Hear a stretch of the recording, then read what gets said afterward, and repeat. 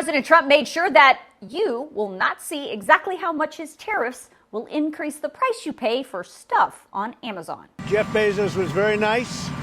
He was terrific. He solved the problem very quickly, and he did the right thing, and he's a good guy. That was the president this afternoon as he was leaving the White House for his Michigan rally. The problem that Trump says Jeff Bezos solved for him was actually just an Amazon plan that was reported this morning. That plan, according to the reports, was for Amazon to put a separate number next to the price that you pay for each item. That separate number would represent the extra cost you are paying for that item because of Trump's tariffs. Well, when that report was published, the White House came out swinging.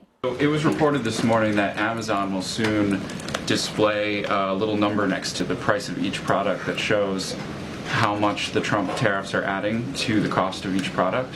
So isn't that a perfect, crystal clear demonstration that it's the American consumer and not China who is going to have to pay for these policies?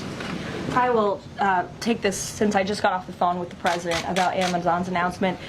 This is a hostile and political act by Amazon. Why didn't Amazon do this when the Biden administration hiked inflation to the highest level in 40 years?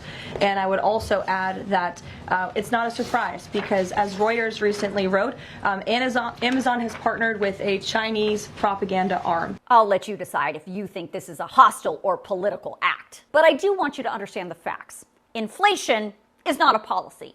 Tariffs, on the other hand, are absolutely a policy. In this country, tariffs are set by the president. We know President Trump has imposed tariffs. Congress delegated the power of tariffs to the president long ago. So those are two very different things.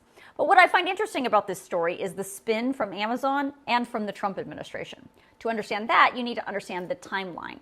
So shortly before the White House press briefing, Amazon started the backpedaling. They put out a statement saying this idea of displaying the cost of these tariffs was just under consideration for certain products on Amazon's offshoot website called Haul.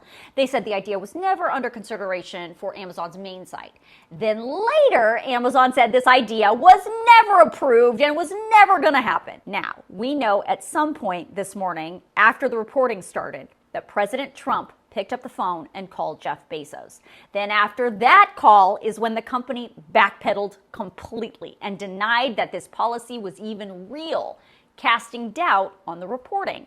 But that does not jive with what President Trump and the White House said. Trump said Bezos solved the problem. That implies that the policy was a problem and real.